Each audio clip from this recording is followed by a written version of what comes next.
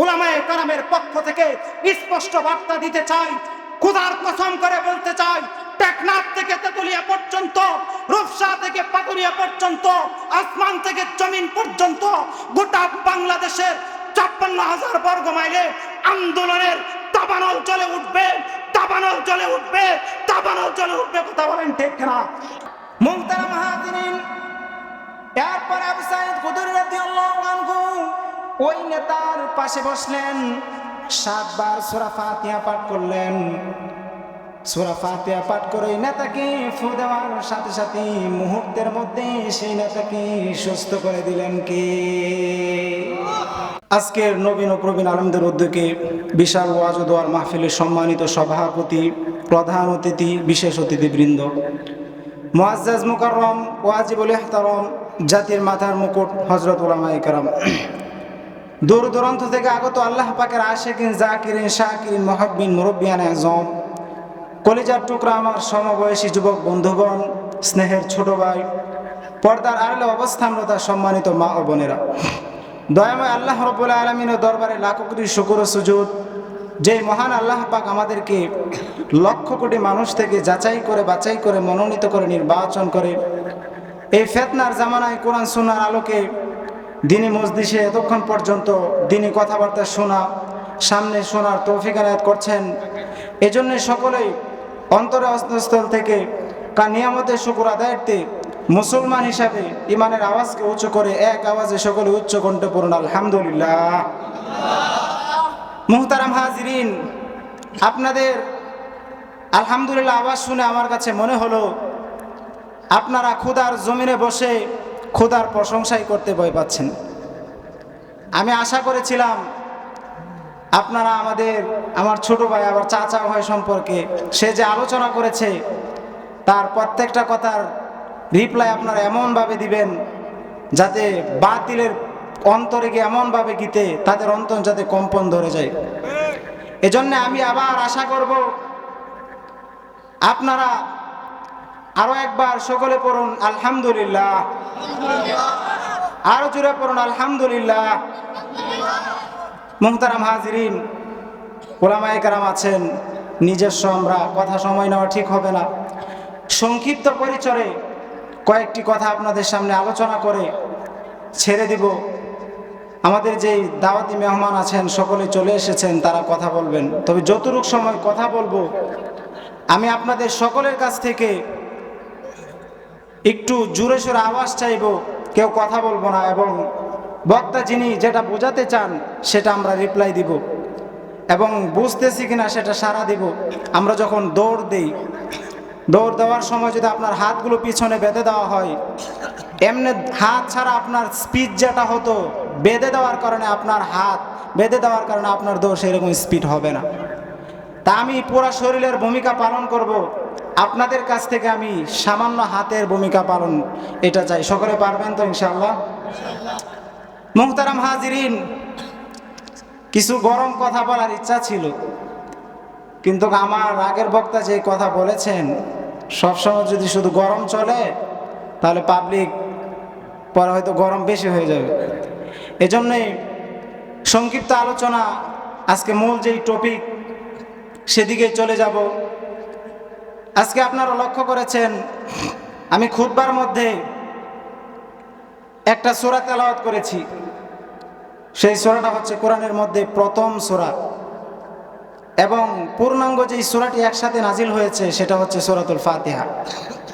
আমি সাধারণত কোনো একটা সূরা নিয়ে কথা বলি, তো এই সূরা প্রসঙ্গে আল্লাহ তাআলা যেটা বলে দিয়েছেন সেগুলোই আমি উপস্থাপনা করি। তো আজকে আপনাদের সামনে এই সূরা ফাতিহাটা সম্পর্কে আল্লাহ তাআলা এই সূরাটার মধ্যে 7টা আয়াতের মধ্যে কি মেসেজ কোরআনের মধ্যে দিয়ে আমাদেরকে বোঝাতে চেয়েছেন কিছু কথা আপনাদের সামনে আলোচনা করব। এই সূরাটা হচ্ছে ব্যাপক, প্রায় 15 পর্বে আমি আলোচনা করেছি। এটা এমন একটা ব্যাপক সূরা।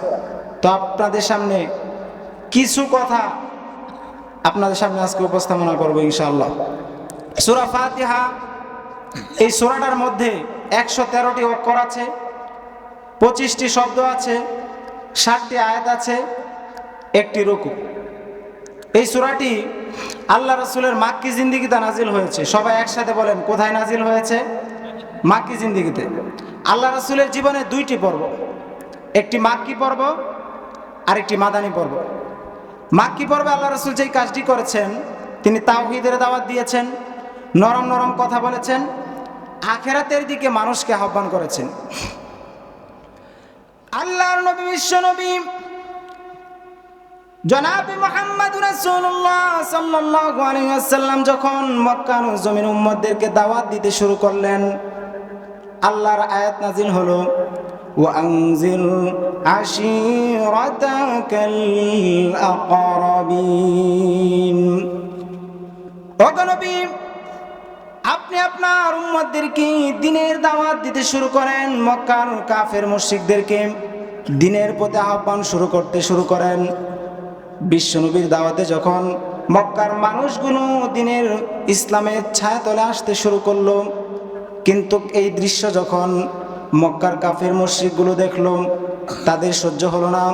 তারা বিশ্বনবীকে বিভিন্নভাবে কলা কৌশলে দ্বীনের দাওয়াত থেকে ফেরানোর চেষ্টা করেছে, কিন্তু তারা ব্যর্থ হয়েছে। এক পর্যায়ে তারা বিশ্বনবীকে বলল, মুহাম্মদ, আমরা তোমাকে ক্ষমতার চেয়ার দিব, টাকার পাহাড় দিব, সুন্দরী নারী দিব, তুমি যা চাও তাই দিব। এরপরেও তুমি যেই দ্বীনের দাওয়াত শুরু করেছো, সেই দ্বীনের দাওয়াত থেকে দূরে সরে যাও। বিশ্বনবী স্টেট পড়ার জবাব দিয়ে দিলেন, ওয়াল্লাহি লাউ ওয়াজাউ শামসা ফি ইয়ামিনি ওয়াল কমারা ফি ইয়াসারি। হে মক্কার কাফের মুশরিকরা, শুনে রাখো, তোমরা আমাকে এই দ্বীনের দাওয়াত থেকে ফেরানোর জন্য বিভিন্নভাবে চেষ্টা করছো। সুন্দরী নারী দিবে, টাকার পাহাড় দিবে, ক্ষমতার চেয়ার দিবে, যার বিনিময়ে বলছো এই দ্বীনের দাওয়াত থেকে দূরে সরে দাঁড়াতে।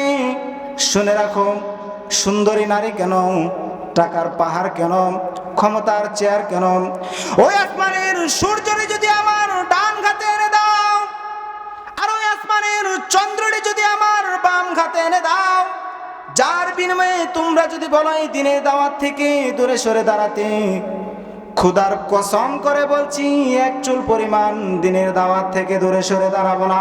সুবহানাল্লাহ। এভাবে আল্লাহ রাসূল নিরলস চেষ্টার মাধ্যমে মাক্কি জিন্দেগিতে দ্বীনের দাওয়াত চালিয়েছেন, বলেন সুবহানাল্লাহ। এটা ছিল আল্লাহ রাসূলের মাক্কি জিন্দেগির কাজ। আল্লাহ রাসূলের কয়টা পর্ব? জীবনের দুইটা পর্ব, মাক্কি পর্ব, মাদানী পর্ব। মূল বিষয় হচ্ছে সূরা ফাতিহা। মাদানী পর্বে আল্লাহ রাসূল যে কাজ করেছেন, তিনি সমাজকে নতুনভাবে সাজিয়েছেন, সংস্কার করেছেন। এজন্য আল্লাহ রাসূলের ব্যাপারে বলা হয়, as a father, as a teacher, as a law giver. বন্ধু কি ছিল, তার স্ত্রী কে ছিল, মেয়ে কি ছিল, তার জন্মের পূর্বে নাম কি ছিল, জন্মের পরে নাম কি হয়েছে, পুরা ডিটেলস আল্লাহ তাআলা কোরআনের মধ্যে সংরক্ষণ করে রেখে দিয়েছে, বলেন সুবহানাল্লাহ।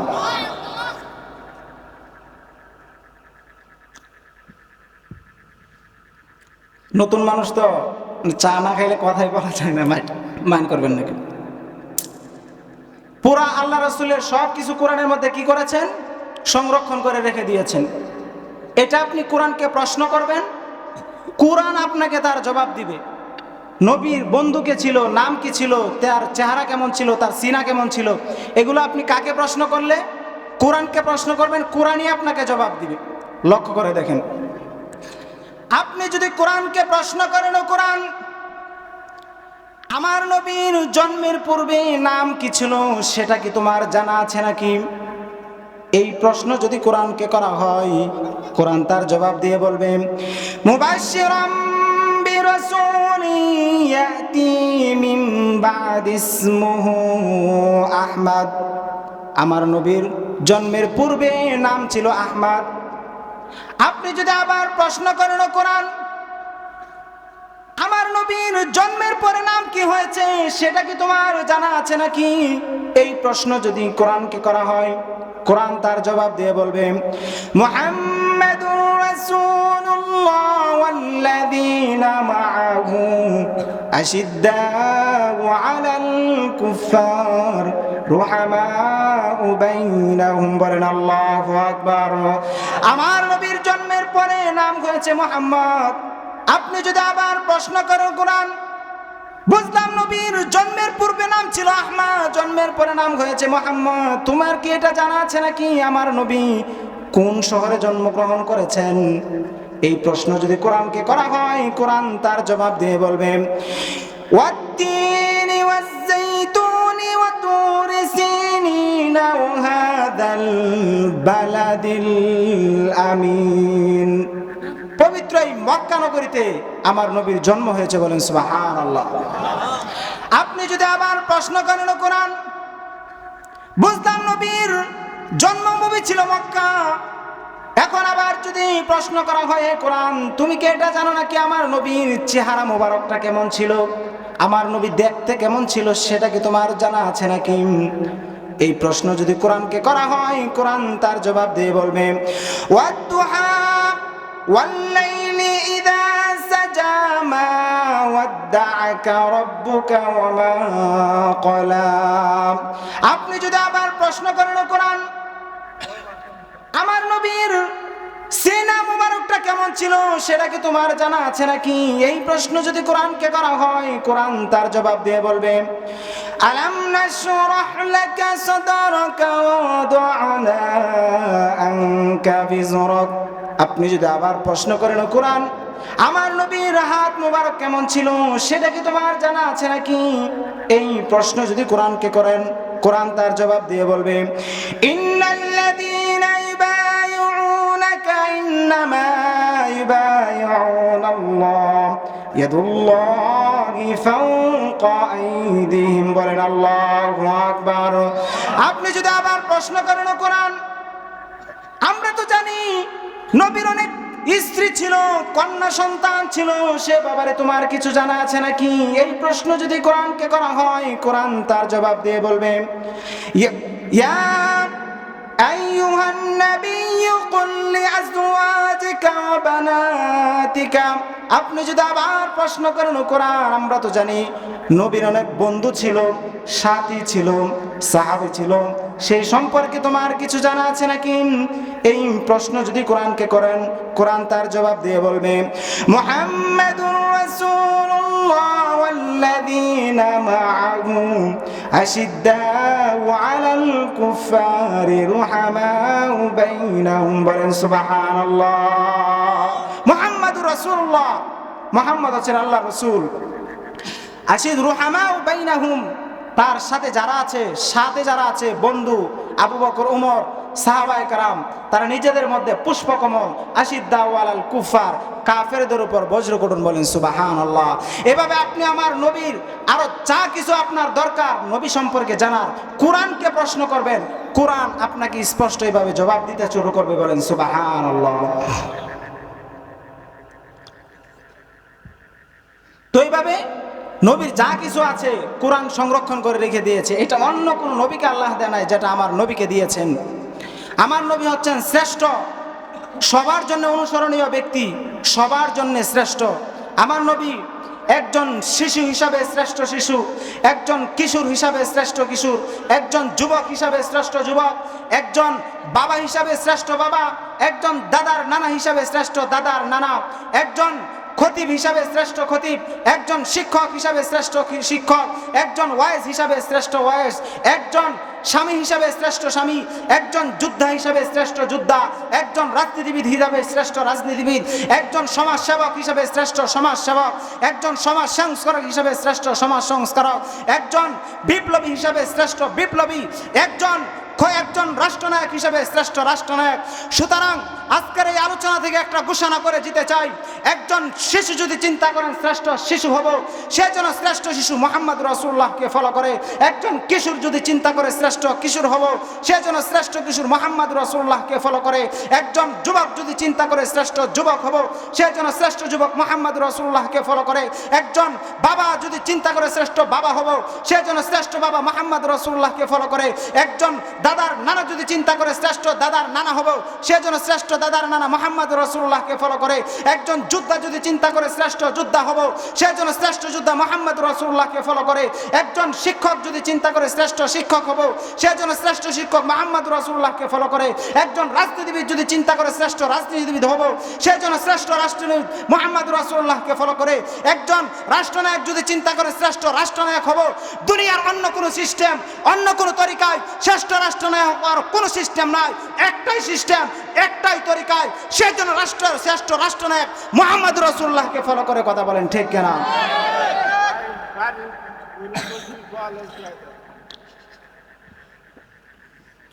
আমার রাসূল সবার জন্য অনুসরণীয় ব্যক্তিত্ব। একটা আলোচনা শুরু করেছিলাম, এজন্য আমার রাসূল মাক্কি জিন্দেগিতে এভাবে পূর্ণাঙ্গ গুণাবলী নিয়ে মাক্কি জিন্দেগিতে সমাজকে সংস্কার করেছেন, সমাজকে সংস্কার করেছেন। আল্লাহ রাসূলের মাক্কি মাদানী জিন্দেগির এই কাজগুলো ছিল। তো আল্লাহ রাসূলের মাদানী জিন্দেগিতে এই সূরা ফাতিহাটি নাজিল হয়নি, বরং নাজিল হয়েছে মাক্কি জিন্দেগিতে। কোন জিন্দেগিতে? মাক্কি জিন্দেগিতে। সবাই একটু কথা বলুন। এই সূরার অনেকগুলো নাম আছে। তাফসিরে কাবিরের মধ্যে এই সূরার প্রায় 44টার বেশি নাম আসছে। এই সূরার এত বেশি নাম, অন্য কোন সূরার এত নাম নাই। একটা মানুষের যত উপাধি বাড়ে, নাম বাড়ে, এটা তার শ্রেষ্ঠত্ব হওয়ার প্রমাণ বহন করে, শ্রেষ্ঠত্ব হওয়ার প্রমাণ বহন করে। যে হাফেজ হয়, আবার আলেম হয়, মাওলানা হয়, যত উপাধি বাড়বে এটা তার শ্রেষ্ঠত্ব হওয়ার কি প্রমাণ বহন করে। এই সূরার একটি নাম সূরাতুল ফাতিহা, যেটা আমরা সবাই চিনি, সবাই চিনি। সংক্ষিপ্ত করে দিব, মানে একটু এলোমেলো হয়ে গেছেন সবাই। এটা একটা নাম সূরাতুল ফাতিহা। ফাতিহা অর্থ হচ্ছে খোলা, ফাতিহা মানে খোলা। কোরআন শরীফ খুললেই যেই সূরাটা আমাদের চোখে পড়ে সেই সূরাটার নাম সূরাতুল ফাতিহা। এই জন্যে সূচনাকারী, প্রারম্ভিকা যেহেতু এই সূরাটি, এই জন্য এই সূরা একটা নাম দেওয়া হয়েছে সূরাতুল ফাতিহা। এই সূরা আরেকটি নাম সূরাতুল হামদ। হামদ মানে প্রশংসা। আলহামদুলিল্লাহি রাব্বিল আলামিন আর রহমানির রহিম মালিকি ইয়াউমিদ্দিন। কোরআন শরীফ শুরু করার মাধ্যমে আল্লাহর প্রশংসা করা হচ্ছে। সমস্ত প্রশংসা ওই আল্লাহর জন্যে, যিনি গোটা জগতের রব, যিনি অতি দয়ালু বিশেষ মেহেরবান, যিনি মালিকি ইয়াউমিদ্দিন বিচার দিবসের মালিক। যেই তো এই সূরার মাধ্যমে আল্লাহর প্রশংসা করা হচ্ছে, হামদ করা হচ্ছে, এই জন্য উলামায়ে কেরাম এই সূরা একটা নাম দিয়েছেন সূরাতুল হামদ। এই সূরা আরেকটি নাম সূরাতুশ শিফা। আমি চাই সবাই এই নামটা একসাথে উচ্চারণ করে বলেন। এই সূরা আরেকটি নাম সূরাতুশ শিফা। আবার আরেকটু জোরে বলেন, এই সূরা একটা নাম সূরাতুশ শিফা। এটা আমাদের প্রয়োজনীয় একটা নাম। শিফা মানে আরোগ্য। আমরা যখন অসুস্থ হব তখন ডাক্তারের কাছে অবশ্যই যাব, আগে সূরা ফাতিহা পাঠ করে আমরা সারা শরীরের মধ্যে ফু দিব। সূরার বরকতে সুস্থ করে দিবেন কে? কে ওয়াদা করেছেন? আল্লাহ করেছেন। হযরত আবু সাঈদ ইবনে খুদরি রাদিয়াল্লাহু আনহু বলেন, এক ব্যক্তি অসুস্থ হয়েছেন, আমি ওই ব্যক্তির কাছে গিয়ে 7 বার সূরা ফাতিহা পাঠ করে ওই ব্যক্তিকে ফু দিয়ে দিলাম। ফু দেওয়ার সাথে সাথে মুহূর্তের মধ্যে সেই নেতাকে সুস্থ করে দিলেন কে? মুহূর্তের মধ্যে ভালো হয়ে গেছে। সুবহানাল্লাহ। তিনি আরো বলেছেন, ফাতিহাতুল কিতাব শিফাউম মিন কুল্লি সুমিন। সূরা ফাতিহা হলো সকল রোগের প্রতিষেধক। বলেন সুবহানাল্লাহ। সব রোগ থেকে আরোগ্য লাভ করা যায় একটা সূরার মাধ্যমে। জবান খুলে বলেন সেই সূরাটার নাম সূরা ফাতিহা। দেখছেন কত ফজিলত। সুনান ইবনে মাজাহ হাদিসের কিতাব, সেখানে একটি পরিচ্ছেদ এসেছে বাবুল ইস্তিশফা বিল কোরআন, আল্লাহর কোরআন দিয়ে আরোগ্য লাভ করার অধ্যায়। সেখানে একটি হাদিস এসেছে, আল্লাহর নবী ইরশাদ করেছেন, খয়রুদ দাওয়াইল কোরআন। এই পৃথিবীর সর্বশ্রেষ্ঠ ঔষধ হলো আল্লাহর কোরআন। এই হাদিসের ব্যাখ্যায় বিশ্ববরেণ্য মুহাদ্দিস হাফেজ জালালউদ্দিন সুয়ুতী রাহমাতুল্লাহি আলাইহি লিখেছেন, সূরা ফাতিহার প্রতিটা অক্ষরে আল্লাহ পাক 70টি করে রোগের ঔষধ রেখে দিয়েছেন। আরো জোরে পড়েন সুবহানাল্লাহ। আরো জোরে। একটা অক্ষর দিয়ে কয়টা রোগ ভালো হয়? 70টা। সূরা ফাতিহার মধ্যে অক্ষর আছে 113টা। 70 দিয়ে গুণ করে দেখেন কতগুলো রোগ ভালো হয়। ফাতিহাতুল কিতাব শিফাউম মিন কুল্লি সুম, সকল রোগের প্রতিষেধক, সকল রোগ থেকে আরোগ্য লাভ করা যায়। এখন সকল রোগের মধ্যে ক্যান্সার আছে কিনা, সব রোগ পড়লো কিনা, এই জন্য কোরআনের উপরে আমরা আগে ভরসা করব। সূরা ফাতিহার মধ্যে শিফা দিয়েছেন কে? কোরআনের মধ্যে শিফা দিয়েছেন কে? রব্বুল আলামিন বলেন, ওয়া নুনাজ্জিলু মিনাল কুরআনি মা হুয়া শিফাউন ওয়া রাহমাতুন লিল মুমিনিন ওয়া লা ইয়াজিদুয যালিমিনা ইল্লা খাসারা। বলেন আল্লাহু আকবার। এই কোরআনের মধ্যে আমি শিফা দিয়েছি, রহমত দিয়েছি, বরকত। ইহুদি হয়ে মুসলমানদেরকে কখনো আপ্যায়ন করাতে পারি না। এই ইহুদি জাতিটা সেই তাদের সুচলনাগ্ন মুসা আলাইহিস সালামের জামানা থেকেই টেরা, এবং বর্তমান বিশ্বে মুসলমানদের সবচেয়ে ক্ষতি যেই জাতিরা করছে সেই জাতিটার নাম হচ্ছে ইহুদি জাতি। কথা বলেন ঠিক কিনা? তাম পৃথিবীতে আজকে যেই মুসলিম জাতি নির্যাতনের শিকার হচ্ছে, খ্রিস্টানদেরকে, আমেরিকাকে দোষ আমরা বাহ্যিক দৃষ্টিতে দেখি, কিন্তু কি আর নিচে শেল্টার যেই জাতিরা দিচ্ছে সেটার নাম হচ্ছে ইহুদি জাতি। তারা এত খারাপ জাতি, তাদের যেই স্বয়ং ধর্মের নবী মুসা আলাইহিস সালাম তাকে জনসম্মুখে লাঞ্ছিত করতেও তারা দ্বিধাবোধ করে নাই। জলিল কদর পয়গম্বর মুসা আলাইহিস সালামকে তারা জারজ সন্তান বলাতে তাদের মুখে আটকায় নাই। বলেন নাউজুবিল্লাহ। তারা বলল, আমরা ইহুদি, তোমরা মুসলমান, আমরা ইহুদি হয়ে মুসলিমদেরকে কখনো আপ্যায়ন করাবো না। তারা চলে আসলো, মুসলিম জাতি, তারা বণিক দল চলে যাচ্ছে। কিছুক্ষণ পরে ওই গোষ্ঠীর মধ্যে, ওই গ্রামের মধ্যে চিৎকার আওয়াজ শোনা যায়। তখন মুসলমানরা দৌড়ে গেল। এখানে আরেকটি কথা, মুসলমানদের একটি বড় বৈশিষ্ট্য হচ্ছে তাদের সাথে শত্রুতা থাকুক, যাই থাকুক, তারা ওই বিপদগ্রস্ত ব্যক্তির পাশে দাঁড়াবে। যার একটি প্রমাণ হচ্ছে এখানে তাদেরকে ক্ষুধার্ত অবস্থায় আপ্যায়ন করা নাই, কিন্তু তাদের বিপদের চিৎকার শুনে তারা তাদের কাছে ছুটে গিয়েছে। ওখানে যাওয়ার পরে দেখে তাদের নেতাকে সাপে কেটেছে। তখন তারা বলল, আপনাদের মধ্যে কি এমন কেউ আছে যে সাপের বিষ ছাড়াতে পারে, ঝাড়ফুঁক করতে পারে, সূরাতুর রুকিয়া করতে পারে? তখন বলল, পারে। আবু সাঈদ খুদরি রাদিয়াল্লাহু আনহু বলেন, আমরা পারি, তবে আমাদেরকে এতগুলো ছাগল দিতে হবে। দুটি বর্ণনা এসেছে। এক বর্ণনা এসেছে তিনি 100 ছাগল চেয়েছেন। কয়টা ছাগল চেয়েছেন? 100। আরেক বর্ণনা এসেছে তিনি 30টা ছাগল চেয়েছেন। তখন বলল, আমাদের নেতাকে ভালো করে দাও, তোমরা যা চেয়েছো আমরা তোমাদেরকে দিব। মুহতারাম হাজিরিন, এরপর আবু সাঈদ খুদরি রাদিয়াল্লাহু আনহু ওই নেতার পাশে বসলেন, 7 বার সূরা ফাতিহা পাঠ করলেন। সূরা ফাতিহা পাঠ করে নেতাকে ফু দেওয়ার সাথে সাথে মুহূর্তের মধ্যে সেই নেতাকে সুস্থ করে দিলেন কে? মুহূর্তের মধ্যে সুস্থ হয়ে গেছেন। প্রথম ফু দিয়েছেন, চোখ খুলেছেন। দ্বিতীয় ফু দিয়েছেন, তিনি বসে গিয়েছেন। তৃতীয় ফু দেওয়ার সাথে সাথে তিনি দাঁড়িয়ে দিয়ে গেছেন। বলেন সুবহানাল্লাহ। সূরাতুর রুকিয়া করেছেন কোন সূরার মাধ্যমে? সূরা ফাতিহার মাধ্যমে, সূরাতুর রুকিয়া। এরপরে এই যে ছাগল নিয়েছেন, সাহাবায়ে কেরামের মধ্যে ইখতিলাফ হয়েছে। একদল সাহাবী বলল যে এটা খাওয়া জায়েজ হবে না, কোরআনের বিনিময়ে এগুলো পাওয়া গিয়েছে। আরেক দল বলল, সমস্যা কি, আমরা বিনিময় হিসাবে নিয়েছি। সাহাবীর কাছে সংক্ষেপে শেষ করে দিচ্ছি। আল্লাহ রাসূলের কাছে জিজ্ঞাসা করা হলো, আল্লাহ রাসূল বলেছেন, আরে বেটা জায়েজ হবে কিনা সেটা পরে বলো, তোমরা যেই ছাগলের গোশত পেয়েছো, খেয়েছো, এর এই অবশিষ্ট অংশ যদি আমাকে থাকে আমিও দাও, আমাকেও দাও, আমি সেই গোশত খাই। বলেন সুবহানাল্লাহ। তার মানে জায়েজ হবে কিনা বলেন? হবে। যেই কথাটা বলতে চাচ্ছিলাম, তিনি রুকিয়া করেছেন, ঝাড়ফুঁক করেছেন, এজন্য আরেকটি নাম পেলাম সূরাতুর রুকিয়া। আরেকটি নাম হাদিসের মধ্যে এসেছে আস-সাবউল মাসানি। আস-সাবউল মাসানি নিত্য পাঠনীয় সূরা, বারবার পাঠ করা হয়। প্রত্যেক দিন যেই সূরাটা পাঠ করা হয় সেই সূরাটার নাম কি? সূরাতুর রুকিয়া। আস-সাবউল মাসানি, আস-সাবউল মাসানি। আমরা যারা প্রত্যেক দিন শুধু ফরজ নামাজ পড়ি তাদের এই সূরাটা 17 বার পড়তে হয়, আর যারা সুন্নাহ সহ পড়ি তাদের এই সূরাটা 32 বার পড়তে হয়। রব্বুল আলামিন বলেন, ওয়ালাকাদ আতাইনাকা সাবআম মিনাল মাসানি ওয়াল কুরআন আযীম। বলেন আল্লাহু আকবার।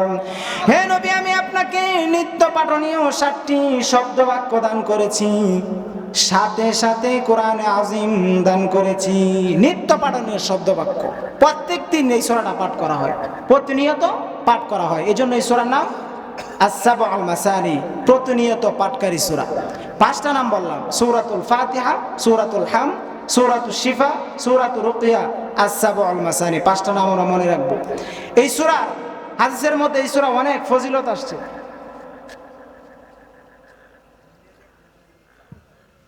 এই সূরা অনেক বেশি ফজিলত, সংক্ষেপে কয়েকটা ফজিলত বলে শেষ করে দিচ্ছি। হাদিসে কুদসির মধ্যে এসেছে,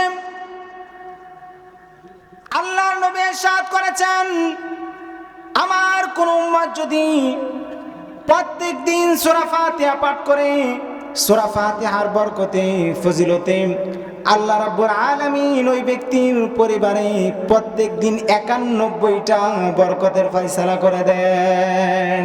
সূরা ফাতিহার বরকতে, ফজিলতে আল্লাহ রাব্বুল আলামিন ওই ব্যক্তির আমলনামায় সাথে সাথে পুরা 30 পারা কোরআন খতমের সওয়াব লিখে দেন। অনেক ফজিলত এই সূরা, কয়েকটা মানলাম, মাত্র 3টা বললাম। সূরা ফাতিহা সবচেয়ে ফজিলতপূর্ণ সূরা। আবার এই সূরা ফাতিহা কোরআনের মধ্যে সবচাইতে মর্যাদাপূর্ণ সূরা, সবচাইতে মর্যাদাপূর্ণ সূরা।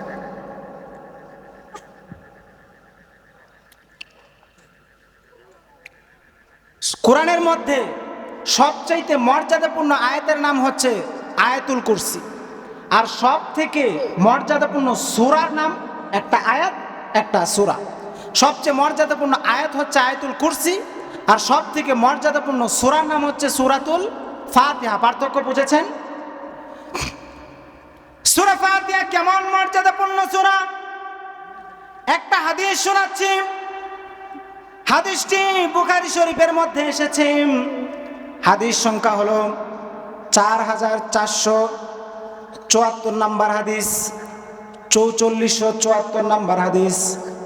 হাদিসটি আবার মুসলিম শরীফের মধ্যে এসেছে, রিয়াজুস সালিহিনের মধ্যে এসেছে, মিশকাত শরীফের মধ্যে এসেছে। হাদিসের বর্ণনাকারী হলেন হযরত আবু সাঈদ ইবনুল মুআল্লা রাদিয়াল্লাহু আনহু। হযরত আবু সাঈদ ইবনুল মুআল্লা রাদিয়াল্লাহু আনহু বলেন, কুনতু উসাল্লি ফিল মসজিদ, আমি মসজিদের মধ্যে নামাজ পড়ছিলাম। ফাদাআনি রাসূলুল্লাহ সাল্লাল্লাহু আলাইহি ওয়াসাল্লাম। এটা হলো বুখারীর riwayat, মুসলিমের মধ্যে এসেছে। ফাদাআনি আল্লাযী রাসূলুল্লাহ সাল্লাল্লাহু আলাইহি ওয়াসাল্লাম ফালাম উজিবহু, আল্লাহর রাসূল আমাকে ডাকলেন, আমি আল্লাহর নবীটাকে সাড়া দিলাম না। দ্রুত গিয়ে নামাজ শেষ করে আমি আল্লাহ রাসূলকে গিয়ে বললাম, লাব্বাইকা ওয়া সাদাইকা ইয়া রাসূলুল্লাহ। ওগো আল্লাহর রাসূল, আপনি কি আমাকে ডেকেছিলেন? গোলাম আপনার সামনে হাজির, কেন ডেকেছিলেন? আল্লাহ রাসূল বললেন, হে আবু সাঈদ ইবনুল মুআল্লা, আমি তোমাকে ডাকলাম, তুমি আমার ডাকে সাড়া দিলে না কেন? আবু সাঈদ ইবনুল মুআল্লা বললেন, হুজুর, আমি নামাজ পড়ছিলাম, নামাজ পড়ার কারণে আপনার ডাকে সাড়া দিতে পারি নাই, নামাজটা ছিল ফরজ নামাজ। আল্লাহ রাসূল বললেন, হে আবু সাঈদ ইবনুল মুআল্লা, আল্লাহ কি কোরআনের মধ্যে কথা বলে নাই? আলাম ইয়াকুলিল্লাহ ইয়া আইয়ুহাল্লাযীনা আমানু ইসতাজীবু লিল্লাহি ওয়া লির-রাসূলি ইযা দাআকুম। হে আবু সাঈদ ইবনুল মুআল্লা, আল্লাহ কি কোরআনের মধ্যে বলে নাই যখন তোমাদেরকে আল্লাহ এবং তার রাসূল ডাকে তখন তোমরা আল্লাহ এবং তার রাসূলের ডাকে সাড়া দাও? তুমি নামাজ পড়ছিলে, নামাজ পড়াটা ছিল তোমার জন্য ফরজ, কিন্তু আমি নবী যখন ডাকলাম তখন আমি নবীর ডাকে সাড়া দেওয়া, সেটা ছিল তোমার কাছে তার থেকেও বড় ফরজ, সেটা ছিল তার থেকেও বড় ফরজ।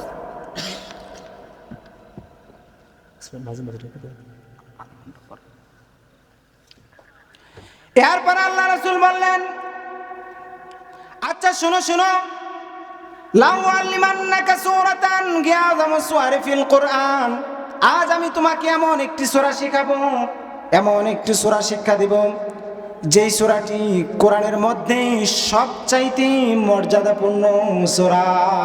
আমি তোমাকে এখন ডেকেছি কোরআনের মধ্যে সব থেকে মর্যাদাপূর্ণ সূরাটি শিখাবার জন্য।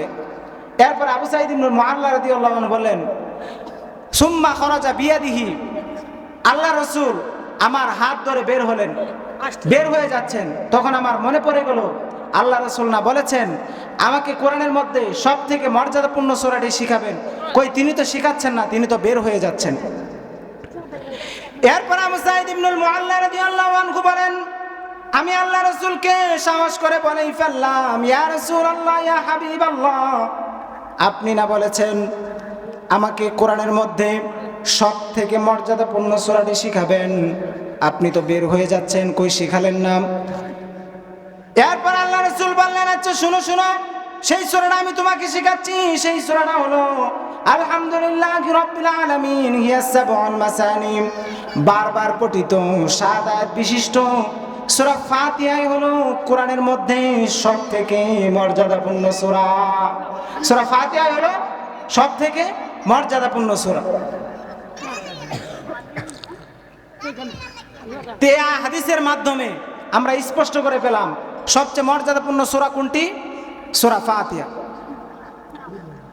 সূরা ফাতিহা কেমন মর্যাদাপূর্ণ সূরা আরেকটি হাদিস শোনায়, বুখারীর মধ্যে এসেছে, হাদিস সংখ্যা হলো 764 নম্বর হাদিস। হাদিসের মধ্যে আল্লাহ তাআলা বলেছেন, কসসামতুস সালাতা বাইনি ওয়া বাইনা আবদি নিসফাইন, নিসফুহা লি ওয়া নিসফুহা লি আবদি। সূরা ফাতিহাকে আমি এবং আমার বান্দার মাঝে অর্ধেক অর্ধেক করে ভাগ করে দিয়েছি। সুতরাং নামাজের মধ্যে কোনো বান্দা যখন সূরা ফাতিহা তেলাওয়াত করেন তখন শুধু আমি আল্লাহ শুনি তা নয়, বরং সাথে সাথে আমি আল্লাহ তার জবাবও দিয়ে দিই।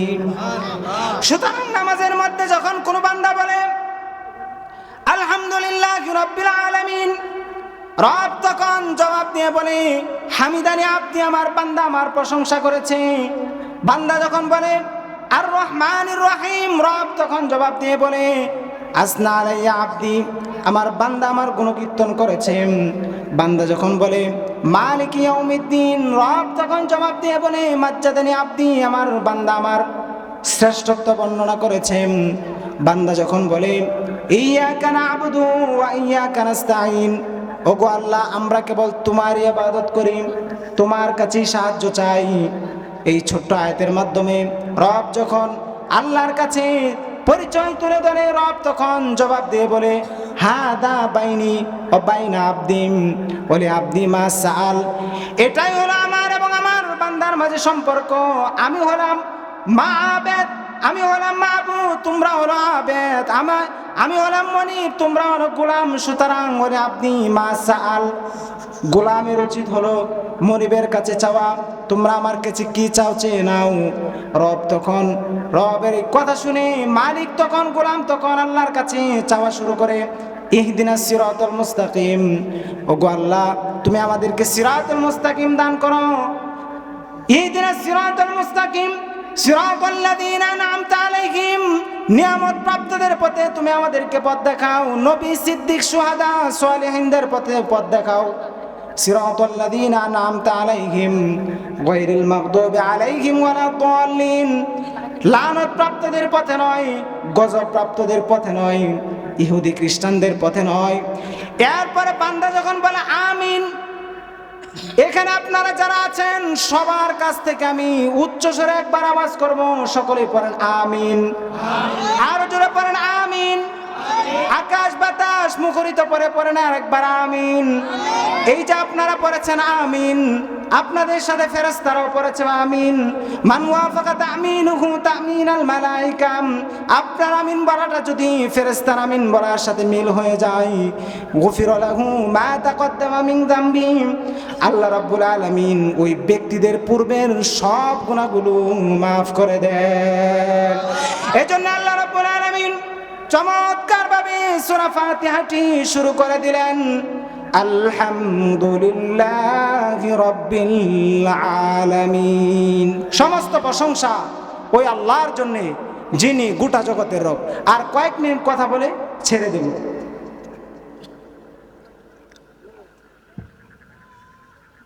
এখানে লক্ষ্য করে দেখেন, একটা গুরুত্বপূর্ণ কথা বলে শেষ। আল্লাহ কোরআনের শুরুতে কি পরিচয় দিলেন? আলহামদুলিল্লাহ রাব্বিল আলামিন, সমস্ত প্রশংসা ওই আল্লাহর জন্যে যিনি গোটা জগতের রব। কোরআনের শুরুতে তিনটা পরিচয় দিয়েছেন। তিনি হচ্ছেন গোটা জগতের রব, তিনি হচ্ছেন রহমান রহিম, তিনি হচ্ছেন বিচার দিবসের মালিক। এখানে কোরআনের শুরুতে আল্লাহ নিজের প্রথম পরিচয় দিয়েছেন, তিনি রব। আল্লাহর যতগুলো পরিচয় আছে সেই পরিচয়গুলোর মধ্যে আল্লাহর প্রথম পরিচয় হচ্ছে তিনি রব। আল্লাহর প্রথম পরিচয় কি? তিনি রব। এজন্য কোরআনের শুরুতে তিনি নিজের প্রথম পরিচয় দিয়েছেন, তিনি রব। আবার লক্ষ্য করে দেখেন কোরআনের শেষ সূরা সূরাতুন নাস, সেখানেও আল্লাহ নিজের প্রথম পরিচয় দিয়েছেন, তিনি রব। আল্লাহ রাব্বুল আলামিন বলেন, কুল আউযু বিরাব্বিন নাস মালিকিন নাস ইলাহিন নাস। হে নবী, আপনি পড়ুন, বলুন আপনার ওই রবের নামে যিনি, কুল আউযু বিরাব্বিন নাস, আমি আশ্রয় প্রার্থনা করছি মানুষের রবের কাছে। এরপরে বলেছেন ইলাহিন নাস। তো এখানেও আল্লাহ নিজের প্রথম পরিচয়টা কি দিলেন? তিনি রব। আল্লাহর প্রথম পরিচয়টা কি? তিনি রব। কোরআনের শুরুতে সূরা ফাতিহায় তিনি নিজের প্রথম পরিচয় দিয়েছেন, তিনি রব। শেষ সূরায় তিনি নিজের প্রথম পরিচয় দিয়েছেন, তিনি রব। আবার লক্ষ্য করে দেখেন শেষ সূরার আগের সূরা সূরাতুল ফালাক, সেখানেও আল্লাহ নিজের প্রথম পরিচয় দিয়েছেন, তিনি রব। আল্লাহ রাব্বুল আলামিন বলেন, কুল আউযু বিরাব্বিল ফালাক মিন শাররি মা খালাক। হে নবী, আপনি বলুন, আশ্রয় প্রার্থনা করুন, বলুন আমি আশ্রয় প্রার্থনা করছি প্রভাতের রবের কাছ থেকে। দেখেন এখানে আল্লাহ নিজের পরিচয় দিয়েছেন, তিনি রব। আবার বিশ্ব নবীর উপর যখন প্রথম ওহী আসলো হেরা গুহায়, সূরা আলাকের প্রথম 5 আয়াত, সেখানেও আল্লাহ নিজের প্রথম পরিচয় দিয়েছেন, তিনি রব। আল্লাহ রাব্বুল আলামিন বলেন, ইকরা বিসমি রাব্বিকাল্লাযী খালাক খালাকাল ইনসানা মিন আলাক। হে নবী, আপনি তাসবিহ পাঠ করুন আপনার ওই রবের নামে যিনি মানুষ সৃষ্টি করেছেন আলাক থেকে। এখানে আল্লাহ বলেন ইকরা বিসমির রহমান, রহমানের নামে পড়ুন। ইকরা বিসমির রহিম, রহিমের নামে পড়ুন। তার মানে বিশ্বনবীর উপরে সূরা আলাকের প্রথম 5 আয়াতে আল্লাহ নিজের প্রথম পরিচয় দিয়েছেন, তিনি রব। মুহতারাম হাজিরিন, কোরআনের শুরুতে আল্লাহ নিজের প্রথম পরিচয় দিলেন, তিনি রব। শেষ সূরায় নিজের প্রথম পরিচয় দিলেন, তিনি রব। বিশ্বনবীর প্রথম ওহী আসলো সূরা আলাকের 5 আয়াত, সেখানেও আল্লাহ প্রথম পরিচয় দিলেন, তার রব। শুধু তাই নয়, হে নবী, আপনি তাসবিহ পাঠ করুন আপনার ওই রবের নামে যিনি মানুষ, তিনি সুবিন্যস্ত, যিনি সুউচ্চ এবং সুমহান, এবং মানুষকে যথাযথ এবং সুবিন্যস্ত করে সৃষ্টি করেছেন। বলেন সুবহানাল্লাহ। আবার আল্লাহ রাব্বুল আলামিন আরেক জায়গায় রবের পরিচয় দিচ্ছেন, আল্লাযী লাহু মুলকুস সামাওয়াতি ওয়াল আরদি ওয়া লাম ইয়াত্তাখিয ওয়ালাদান ওয়া লাম ইয়াকুন লাহু শারীকুন ফিল মুলকি ওয়া খালাকা কুল্লা শাইইন ফাকদ্দারাহু তাকদীরা। বলেন আল্লাহু আকবার। রব হলেন তিনি যিনি প্রত্যেকটি জিনিস সৃষ্টি করেছেন এবং তার পরিমাণকেও নির্ধারণ করে দিয়েছেন। আল্লাহ এভাবে রবের পরিচয় দিয়েছেন। মুহতারাম হাজিরিন, আশ্চর্য হবেন, এখানে আল্লাহ রাব্বুল আলামিন তার রবের পরিচয় শেষ করে নাই। বাবা আদম আলাইহিস সালাম থেকে শুরু করে আমাদের নবী জনাবে মুহাম্মদ রাসূলুল্লাহ সাল্লাল্লাহু আলাইহি ওয়াসাল্লাম পর্যন্ত এই পৃথিবীতে যত নবী এসেছেন, যত রাসূল এসেছেন, সমস্ত নবী রাসূলদের কাছে আল্লাহ নিজের প্রথম পরিচয় দিয়েছেন, তিনি রব। লক্ষ্য করে দেখেন, বাবা আদম আলাইহিস সালাম যখন একটি ভুলের কারণে জান্নাত থেকে বহিষ্কৃত হলেন, দুনিয়াতে আসার পরে একদিন দুই দিন নয়, শত শত বছর তিনি আল্লাহকে ডাক দিয়ে বললেন, রব্বানা যালামনা আনফুসানা ওয়া ইল্লাম তাগফির লানা ওয়া তারহামনা লানাকুনান্না মিনাল খাসিরিন। এখানে তিনি আল্লাহকে কি বলে ডাক দিয়েছেন? রব বলে। নবুয়তের ধারাবাহিকতা আবার পৃথিবীতে আসলেন হযরত ইব্রাহিম আলাইহিস সালাম। ইব্রাহিম আলাইহিস সালামকে আল্লাহ পাকের রুবুবিয়্যত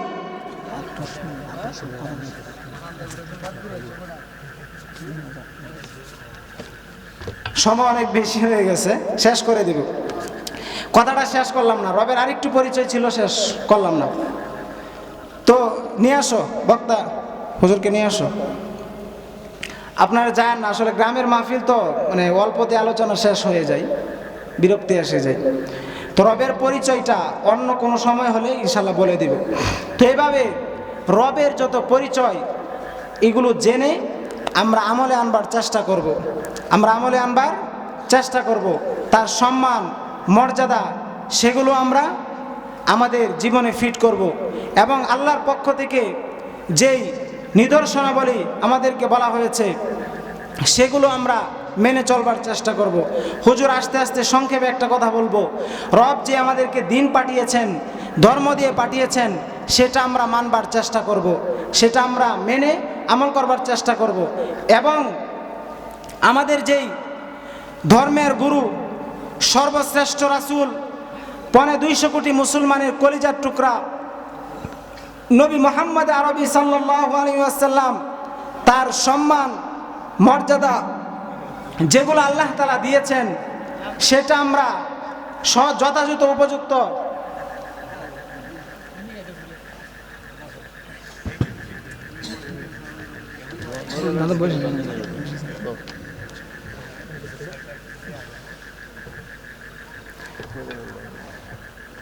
প্রথম হলো আমার দাদা যান আর আমার উস্তাদ।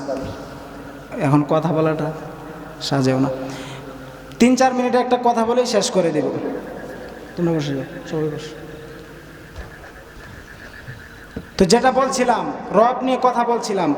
রব যেই দিন দিয়েছেন, ধর্ম দিয়েছেন, সেটা আমরা মানব এবং আমল করবার চেষ্টা করব। বিশেষ করে রবের পক্ষ থেকে পাঠানো যেই ধর্ম বার্তা যেই রসুলের মাধ্যমে এসেছে সেটা আমরা মানার চেষ্টা করব। সেটা হচ্ছে 250 কোটি মুসলমানের কলিজার টুকরা নবী মুহাম্মদ আরবি সাল্লাল্লাহু আলাইহি সাল্লামকে নিয়ে গালিগালাজ করা হয়, মন্দ কথা বলা হয়, কটু কথা বলা হয়। আমরা সব কিছু মেনে নিতে পারি। আমার বাবাকে গালি দেন, আমার বাবাকে গালি দেন, মাকে গালি দেন, আমার সন্তান সন্ততি সম্পদ লুট করেন, আমার কিছু যায় আসে না, আমরা এটা মেনে নিতে পারি। কিন্তু 250 কোটি মুসলমানের কলিজার টুকরা নবী মুহাম্মদ আরবিকে নিয়ে গালিগালাজ করা হবে, এটা কখনো উম্মতে মুসলিমা মেনে নিতে পারে না। বলেন ঠিক না? এটা কখনো আমাদের মানার বিষয় হতে পারে না। আল্লাহ রাসূল বলেছেন, লা ইউমিনু আহাদুকুম হাত্তা ইয়াকুনা আহাব্বা ইলাইহি মিন ওয়ালিদিহি ওয়া ওয়ালাদিহি ওয়ান নাসি আজমাইন। তোমরা ততক্ষণ পর্যন্ত পূর্ণাঙ্গ মুমিন হতে পারবে না যতক্ষণ পর্যন্ত না আমি রসুলকে তোমার বাবা মা সন্তান সন্ততি আত্মীয় স্বজন যা কিছু আছে এমনকি তোমার নিজের থেকে আমি নবীকে বেশি রসুলকে ভালোবাসতে না পারবে। এজন্যে আমার নবীকে যদি কেউ গালি দেয় সেটার জন্য প্রতিবাদ করতে রাজি আছেন তো ইনশাল্লাহ? আল্লাহ কোরআনে নিজেও চুপ থাকেন নাই। নবীকে যখন গালি দিয়েছেন আল্লাহ নিজেও সূরা নাজিল করে আরশে আজিম থেকে তার প্রতিবাদ করেছেন। এমনকি যেই নবীকে আল্লাহ তাআলা গোটা জগতের জন্য রহমত হিসাবে প্রেরণ করেছেন সেই নবীকেও যখন গালি দিয়েছে তিনিও তাদেরকে ছাড় দেন নাই। সেটা হলো আল্লাহ রাসূল যখন মক্কা বিজয় করে মক্কা বিজয় করে তিনি মক্কায় প্রবেশ করছিলেন, সমস্ত সাহাবায়ে কেরাম একটা আওয়াজ তুলেছিল, আল ইয়াউমা ইয়াউমুল মালহামা, আজকে হচ্ছে প্রতিশোধ গ্রহণ করবার দিন। তাদের অন্তরের মধ্যে খুব বিদ্বেষ জমে আছে, তাদের মাতৃভূমি থেকে দেশান্তর করা হয়েছে, তারা আওয়াজ তুলেছে আজকে প্রতিশোধ গ্রহণ করবার দিন। পক্ষান্তরে আল্লাহ রসুল ঘোষণা করেছেন, আল ইয়াউমা ইয়াউমুল মারহামা, আজকে হচ্ছে রহমের দিন, ক্ষমা করবার দিন। আল্লাহ রসুল ক্ষমা ঘোষণা করে দিয়েছেন, বলেছেন লা তাসরিবা আলাইকুমুল ইয়াউম, আজকে সব মাপ, আজকে সব ক্ষমা, পূর্বে যে যত অপরাধ করেছ সব মাফ করে দিয়েছি। তবে শাইখ ইবনে তাইমিয়া রাহমাতুল্লাহি আলাইহি আস-সারিমুল মাসলুল আলা শাতিমুর রাসূল, নবীকে যারা গালি দেয় তাদের সম্পর্কে লেখা ওই কিতাবের মধ্যে এনেছেন, আল্লাহ রাসূল মক্কায় প্রবেশ করে সবাইকে মাফ করে দিলেও তিনি গুণে গুণে 15 জনের নাম ঘোষণা করেছেন।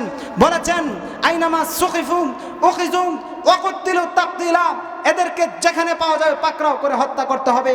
আব্দুল্লাহ ইবনে কতল, কুরতুনা, কুরাইনা, সাররা, নাকিস ইবনে সুবানা, ইকরামা ইবনে আবি জাহাল, ওয়াহশি ইবনে হারব, এভাবে 15 পর্যায়ক্রমে 15 জনের নাম ঘোষণা করেছেন রহমতের নবী, যার গোটা দেহটাকে আল্লাহ মায়ার মমতা দিয়ে তৈরি করেছেন, যেই নবীর সম্পর্কে আল্লাহ কোরআন স্পষ্ট বলেছেন ওয়া মা আরসালনাকা ইল্লা রাহমাতাল লিল আলামিন, হে নবী আমি আপনাকে গোটা জগতের জন্য রহমত হিসেবে প্রেরণ করেছি। সেই রহমতের নবীকে যারা গালি দিয়েছেন তিনি তাদেরকে ছাড় দেন নাই, আমরাও ছাড় দিতে রাজি না। আল্লাহ কোরআনে বলেছেন মা কানা লিল মুমিনি ওয়ালা মুমিনাতিন ইযা কাদাল্লাহু ওয়া রাসূলুহু আমরান আইয়াকুনা খিয়ারাতিন মিন আমরিহিম, আল্লাহ রাসূলের সিদ্ধান্ত আসার পর কোন মুমিনের নিজস্ব সিদ্ধান্ত থাকতে পারে না। আমরাও বলে হ্যাঁ তাই, আল্লাহর সিদ্ধান্ত আমাদের সিদ্ধান্ত, রাসূলের সিদ্ধান্ত আমাদের সিদ্ধান্ত। যারা আমার নবীকে নিয়ে গালি দিবে, আমার নবীর ইজ্জতের উপর কলঙ্ক লেপন করবার চেষ্টা করবে, যারা আমার নবীর খতমে নবুয়তকে নিয়ে টানা হেচড়া করবে, সেই কুখ্যাত নবীর দুশমনদের বিরুদ্ধে জাতীয় সংসদে সর্বোচ্চ শাস্তির বিধান, মৃত্যুদণ্ডের আইন চাই, মৃত্যুদণ্ডের আইন চাই, মৃত্যুদণ্ডের আইন চাই। কথা বলেন ঠিক কিনা? এই জায়গাটায় কোনো ছাড় হতে পারে না। স্পষ্ট ঘোষণা করব, আমার নবীকে যারা গালি দিবে ওর কোনো ধর্ম পরিচয় নাই, ব্যক্তির পরিচয় নাই, রাজনৈতিক পরিচয় নাই, ধর্মের পরিচয় নাই, ওর পরিচয় একটাই, ও মানবতার শত্রু, দেশের শত্রু, স্বাধীনতা বিরোধী শত্রু। ওই কুলাঙ্গারকে কেটে টুকরা টুকরা করে বঙ্গোপসাগরে ভাসিয়ে দাও।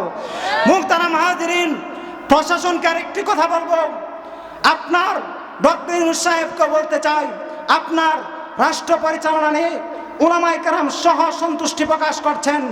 আপনি রাষ্ট্রের অন্যান্য বিষয়গুলো যেমনিভাবে সামলাবেন, গুরুত্ব দিবেন, এই বিষয়টা গুরুত্ব সহকারে দেখবেন।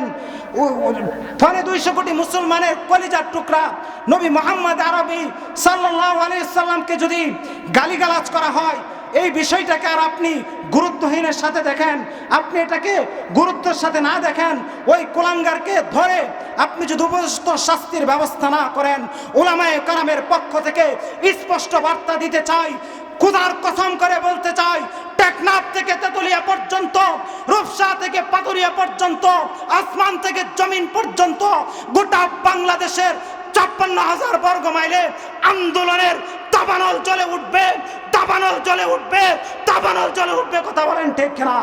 একটা জায়গায় আমরা কখনোই চুপ থাকবো না।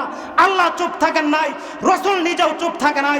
আমাদের ইমানের দাবি থেকে আমরাও কখনো চুপ থাকতে পারবো না। কথা বলেন ঠিক কিনা?